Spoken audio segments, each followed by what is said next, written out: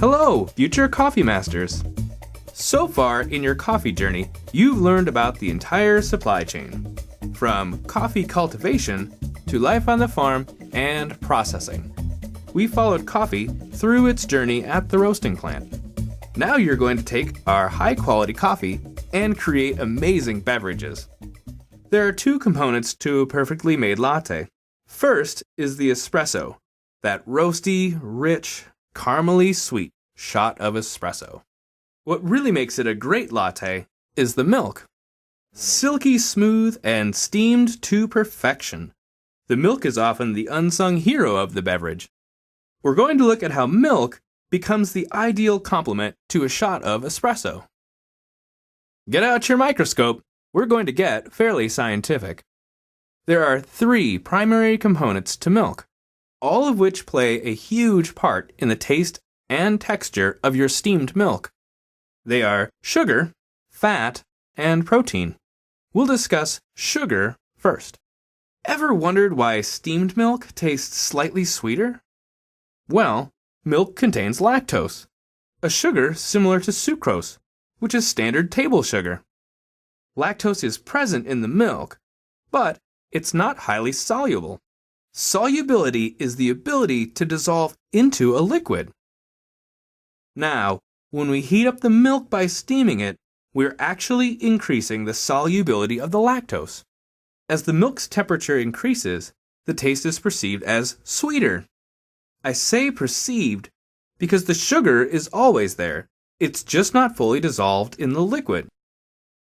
In addition to the sweetness, there is the creamy, smooth texture. This is where the fat comes into play. Milk fat provides the overall body to the beverage.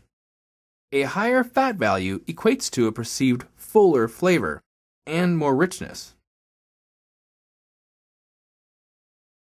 Finally, we have the proteins. The proteins in milk are what trap the air during aeration in tiny bubbles, what we call foam. Essentially, when air is introduced through the steam wand, the proteins are attracted to the space where air meets liquid, and they form a tight bond with each other, encapsulating the air, creating foam. One interesting fact here is that the proteins are much more active when the milk is colder. This is why we aerate or foam the milk first, in order to take advantage of the opportune time frame while the milk is between 40 to 100 degrees Fahrenheit or 4 to 38 degrees Celsius. This is also another reason why we should never steam milk more than once. The proteins have done their job after the first steaming, so you can never recreate the great foam you develop from the first steaming.